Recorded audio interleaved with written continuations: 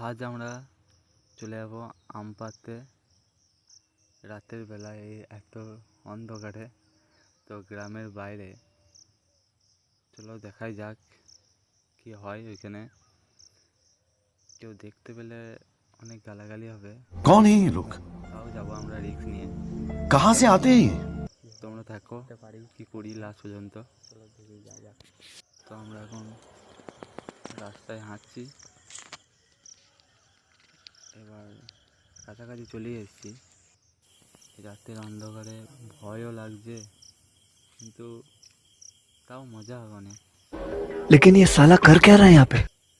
তো আমরা চলে এসেছি, দেখতেই পাচ্ছ।